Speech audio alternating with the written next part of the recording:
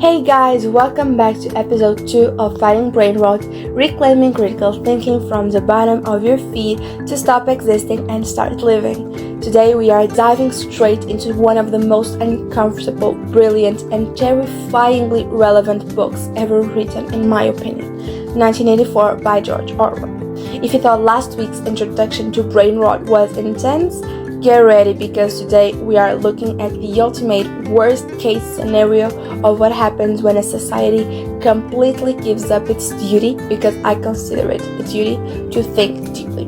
Now, before we get into the absolute chaos of this story, let me tell you a little bit about the genius behind it, because honestly, you can't fully appreciate a book without knowing the person who wrote it. So, George Orwell was actually the pseudonym of Eric Arthur Blair.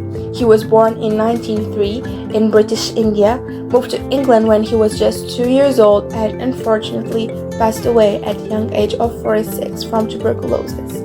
He was a writer, a journalist, and an essayist, and honestly, his life could be a movie.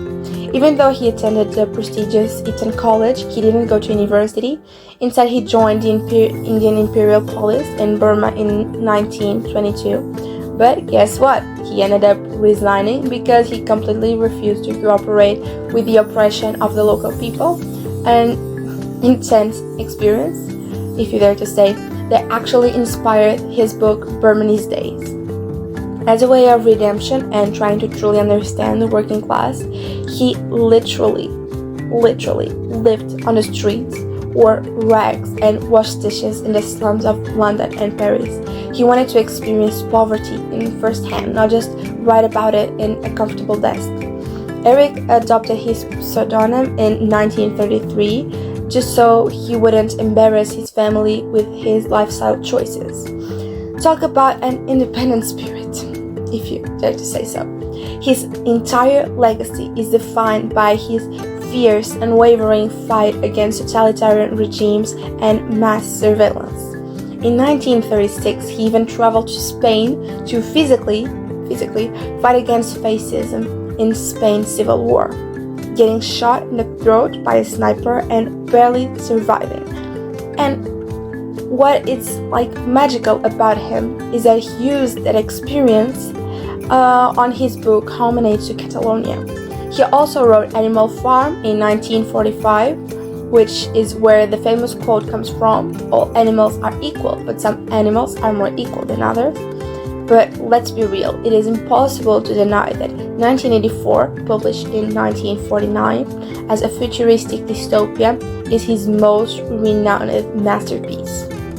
And there is a massive reason for that. Orwell wrote this book while he was desperately ill, living on a remote Scottish island, pouring the last ounces of his life force into a warning for the future generations, a warning meant to us.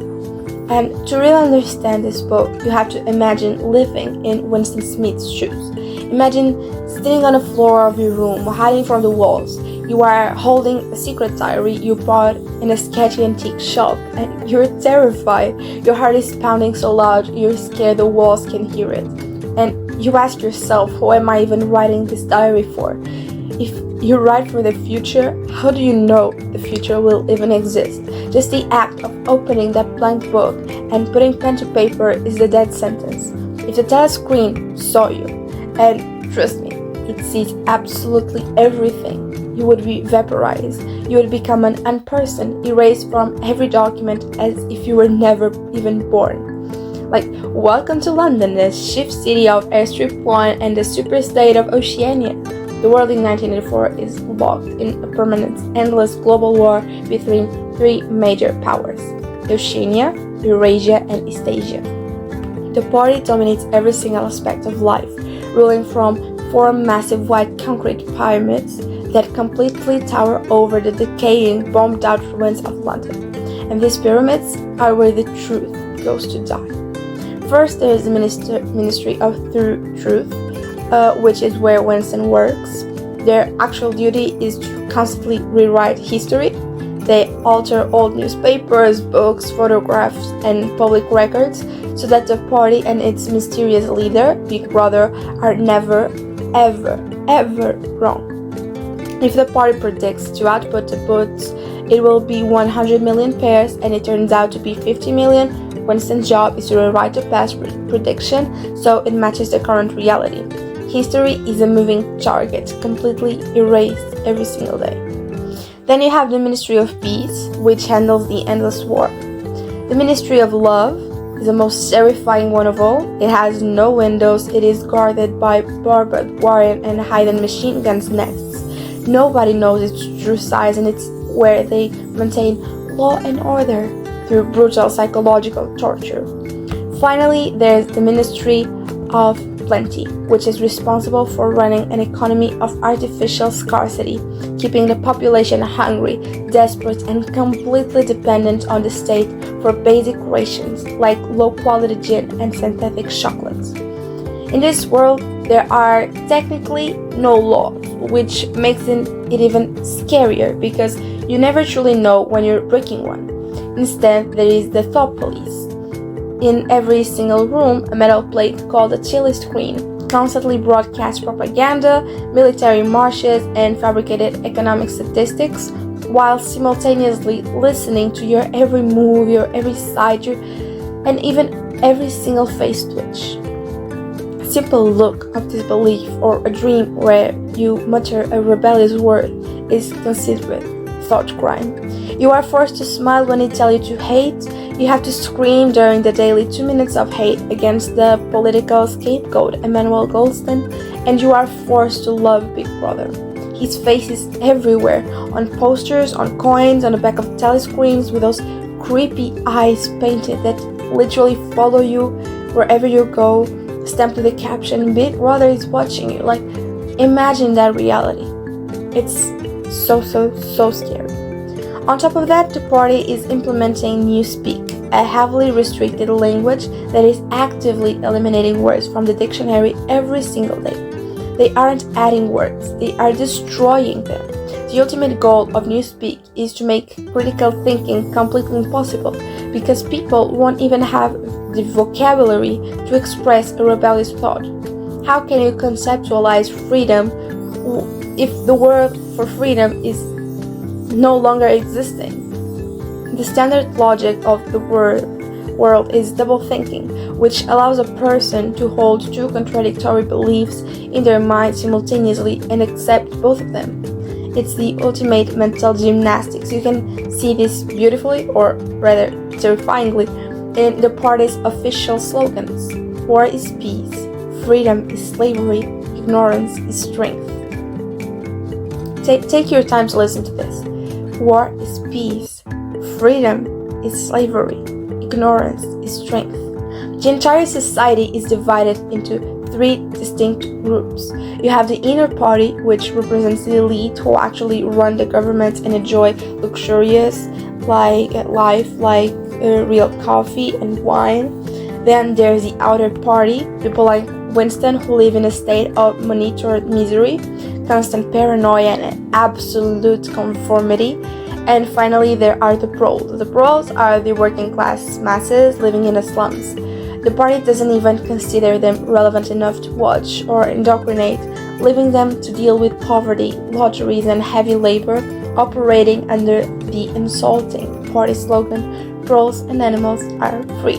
Like, listen, I'm gonna say it again. Proles and animals are free. Yeah, I know. Winston often writes in his diary that if there is any hope left in humanity, it lies in the proles, because only they have kept their emotions alive. But the tragedy is that they are too uneducated and distracted by basic survival to even know how to revolt. They are trapped in a cycle of mindless existence. And the plot intensifies when the party suddenly declares that Oceania is not at war with Eurasia anymore. They have always been at war with Eurasia, and Eurasia is their trusted ally. Winston knows it's a total, absolute lie, because he just spent the last week erasing the old reality. But during a massive political rally, the speaker switches the name of the enemy mid-sentence, and the crowd immediately tears down their own anti-Eurasia posters, blaming Goldston agents for sabotaging them. The brainwashing is so complete that tomorrow, if Winston is still alive, he will have to believe the new reality too. He will force his own brain to accept it. 2 plus 2 is 5 if Big Brother says so. But Winston fights the urge to conform. He clinges to objective reality like a life raft, telling himself that 2 plus 2 is 4 and they always will, no matter what the collective herd believes. The book follows Winston as he takes the ultimate risk. He falls in love with a younger woman named Julia. In Oceania, love and sex are political crimes unless they are purely for producing children for the party.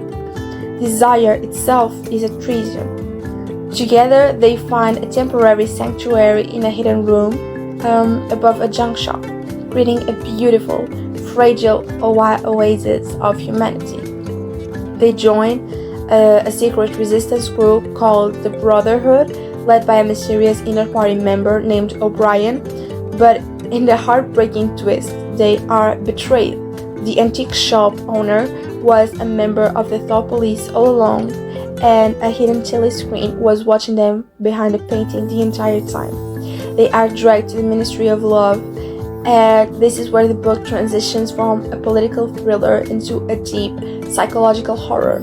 Winston is systematically broken down by O'Brien, who isn't just a torturer, it's a terrifyingly brilliant intellectual. And O'Brien explains the true philosophy of the party. They don't want power to achieve wealth or a better world. They want power for the sake of pure power. As O'Brien famously tells Winston, if you want a picture of the future, imagine a bullet stamping on a human face. Forever. The most shocking thing about this system is that the party doesn't kill descendants while they are still rebels. Saboteurs are never allowed to die as heroes. According to O'Brien, the big mistake of the Inquisition and the Russian communists was killing people while they were still defiant. They just created martyrs and caused empathy, which eventually led to more revolutions. The party in 1984 is infinitely more perverted. They're torturing you until you are completely hauled out, and then they feel that emptiness with the party. They take Winston to room 101, a place where every prisoner faces their worst nightmare. For Winston is rats, and when a cage of starving rats is about to be strapped to his face, his spirit completely breaks. He snaps and screams, "Do it to Julia, not me, Julia." He betrays the only pure thing he had left in this world. He betrayed his love. And the party completely erases your mind before they erase your body. They force you to defend that 2 plus 2 is 5, and only when you genuinely believe it, only when you love Big Brother, they do let you go. And years later, when you are walking down the street completely brain dead and harmless, they shoot you in the back of the head. And actually this happened to Winston when he was coming out of the court after telling everyone he had committed a thought crime. Personally, I don't think this book is meant for a casual read. A lot of people read just to unwind and to escape reality, and please, let's be honest, 1984 is an incredibly disturbing book if you read it fully. It's not enough to just consume the narrative as a cool sci-fi story. You absolutely have to reflect on it and analyze it. It becomes even more powerful when we compare it to our own reality or recent story. Think about the way algorithm feeds us exactly what we want to hear, creating echoing chambers where objective truth disappears. Think about how cancel culture or mass internet pylons force people into ideological conformity because they are terrified of being social outcasts. We might not have physical telescreens watching our every move, but we willingly carry tracking devices in our pockets every single day, trading our data and our privacy for convenience and hit after hit of easy dopamine. And don't get me wrong, I also have social media. I'm not criticizing social media, I just feel like we need to be aware of this so we can use it properly. 1984 is a certified classic, and it totally deserves that title because it impacts you deeply. It changed the way I think, and I think that's massive. It shocks you just how much a book written in the mid-20th century resembles the world we live in today. A world where we blindly believe it's completely free, progressive, and liberal. Even though it's classified as a dystopian romance, it is undeniably a political masterpiece. In fact, I personally don't even think it should be called a romance at all, because the system ensures the genuine human connection is utterly destroyed. The ultimate proof of how dangerous this book is to people in power is the fact that it has been challenged, censored, and banned at various points in history across the globe. For example, in North Korea, Belarus, Vietnam, Thailand, China, and even within school districts in the United States. Dictator and authoritarian mindsets absolutely hate this book because it provides a blueprint for how people are manipulated. And there are 3 specific quotes from this masterpiece that completely shocked me to my core. The first: who controls the past controls the future. Who controls the present controls the past. Think about that when you see how history is framed on social media, or how easily digital data can be altered, deleted, or scrubbed from the internet with a single click. The second: one does not establish a dictatorship in order to safeguard a revolution. One makes a revolution in order to establish the dictatorship. This is a brutal reminder of how noble causes can be hijacked by people who just want control. And finally, my absolute favorite: nothing was your own except a few cubic centimeters inside your skull. So I make sure I use them, and please do too. We need people to think. And yeah, that's not a thing anymore, or it looks so. There's a brilliant quote by the German philosopher and sociologist Theodor Adorno in his work Minima Moralia that says, "The task of art is to bring chaos into order." I'm gonna repeat this. The task of art is to bring chaos into order. I believe this perfectly mirrors the exact intention of George Orwell. 1984 acts as a massive critique of conformity in a political system defined by a fake, manufactured utopian order sustained by a literal ministry of truth. There was a desperate, urgent need to introduce creative chaos to finally open society's eyes.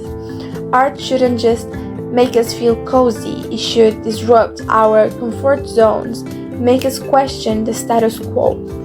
But, in the time it took me to say all of this, 4 years have already passed, according to the distorted timeline of Big Brother. Winston has already been released from the Ministry of Love. He's a broken man sitting in a cafe, drinking oily gin, playing chess by himself.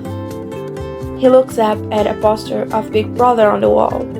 He scribbles in the dust on the table, 2 + 2 = 5. He even contemplates that maybe 2 + 2 = 3 if the collective consensus wills it. After everything he went through, the struggle is finally over. He has won the victory over himself. He realizes he finally, genuinely loves Big Brother. And just as he turns around to leave the court, the psychological shot fires. His old rebellious identity is completely extinguished, and Winston falls metaphorically dead to the ground, and also literally because, they shot him.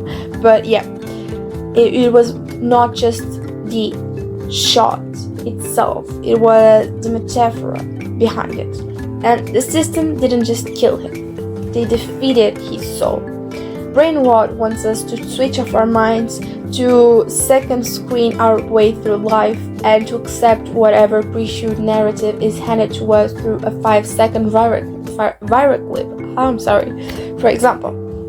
But books like 1984 remind us why we can never, ever, ever, ever, ever afford to do that. Our critical thinking, our ability to look at the world and say no, 2 + 2 = 4, is the only thing keeping us truly humans. Thank you so much for tuning in today, guys. It means the world to have you along for this journey. Don't forget to check out my book pages on Instagram and TikTok at Blooming Shelf so we can keep this conversation going. Let me know what you thought about Winston's tragic ending. Until next week, keep questioning, keep thinking, and protect those few cubic centimeters inside your skull, and always, always, always stay curious. Bye, guys!